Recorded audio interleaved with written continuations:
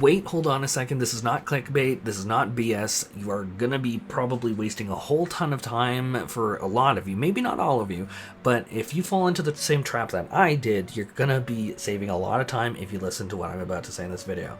So this relic weapon, the first step is to collect 6 different types of Demiatma, and obviously the name Atma rings very familiar to anyone like me who played during A Realm Reborn and the Atma collection, where we would have to collect Atmas, a set of Atmas, and we'd trade that set of Atmas in for a single relic weapon, or like stage in the relic weapon. This time we are being asked by Gerald to get 3 of each 6 different types of Demiatma. The trick that is so important, and why I am bum rushing this video, and I had a completely different video in mind. I was spreadsheeting things out, I was recording times, how many fates I had to do in order to get everything, calculating the maps and everything. Throw it out. That video is gone and replaced with this one, which is a huge PSA. You only need 3 of each of the 6 different types of demi materia for all of your weapons. That does not mean that each weapon takes 3 Demiatma. What I mean is that if you followed the cutscenes, this will be slightly spoilery. The dude literally takes the Demiatmas, shoves them where the sun don't shine, farts them out on his tools, and then magically that step is done. And then the actual first step of the relic weapon is gonna be tomestone grinding. God and damn it. No, I'm not joking, and yes, I'll talk about the methods of that soon. And so, before that, though, I really want to make many things about the Demiatma system very clear. Demiatmas, obviously you can get them in Occult Crescent. I have farmed a lot of Occult Crescent, but what I noticed was I had stacks of even 5 Demiatmas of a particular type, and I thought, hey, this isn't too bad. I guess that the first step of the relic weapon, you'll just need 3, and then if I collect like 6 of each type, I can get 2 weapons. You only need 3 of the 6 types. You don't need to collect more than that.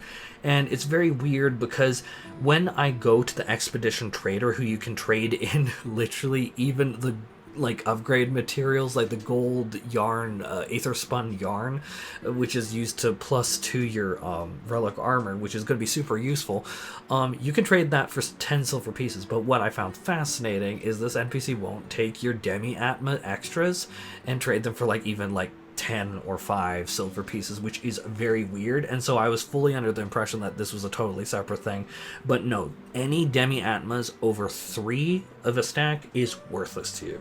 Now, a lot of people are gonna be in a similar boat to me, I'm pretty sure, where you're gonna be like, okay, I have 5 different types of Demiatma, but where's the 6th? And this is going to be what is going to be called Verdigris, or Verdigris. And it is not the muted blue, it is the bright popping cyan blue. And what apparently happens is that these Verdigris, the cyan blue bright popping Demiatma type, is explicitly from the higher level Occult Crescent critical engagements in a place called Karnak. So this is like the end game of the southern Occult southern map, and so it's going to be a lot harder. Because I can tell you, I literally had 0, and I was trying to figure out, hey, how do I get this? And I was talking around, and that's why I'm going to recommend target farming. I know people are going to absolutely frigging hate me saying this, and so what I'm going to make clear out the gate is I'm not going to be a hypocrite here.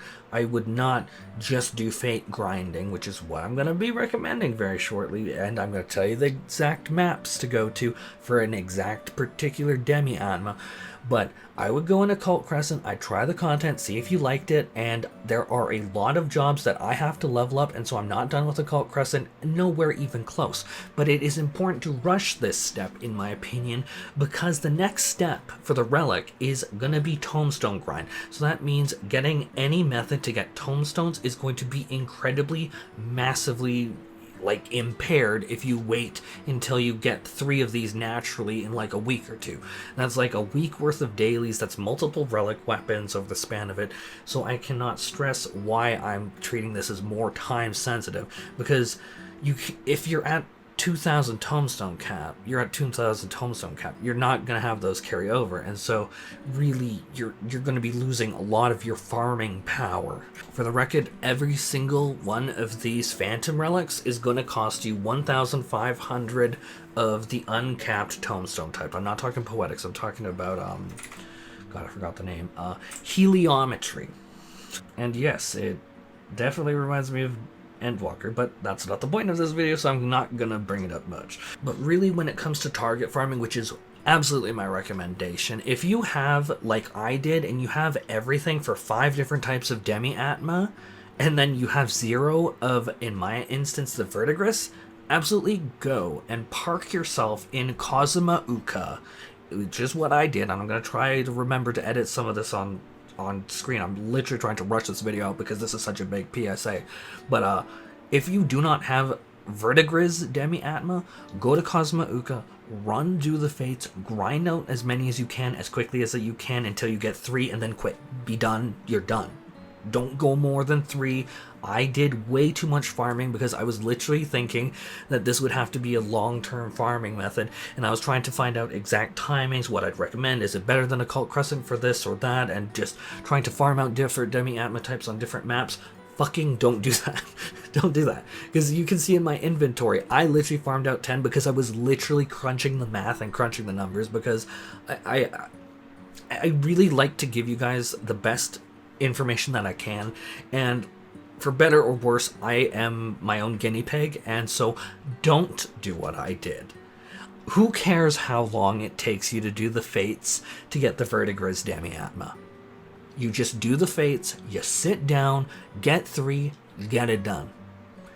In my instance, it took something like 15 to 20 was about the average, 15 to 20. Looking at it right now, I managed to get a bunch of them. Obviously you can see 10, but that was a lot of farming, and as you just now were informed, don't do that. Learn from my mistakes.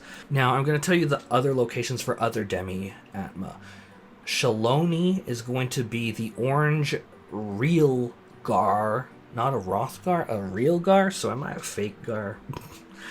And then the yellow or pigment Demiatmas from living memory. Kaput Moratorium, the purple, is from Heritage Found. As I told you, the one that I personally had the hardest time, that I had 0 of, that I had to target farm, the Verdigris, is from Kazuma Uka. And then green, the Malachite, is from Yaktel. And then Azurite, which is the faded blue, is from Urkiopatia.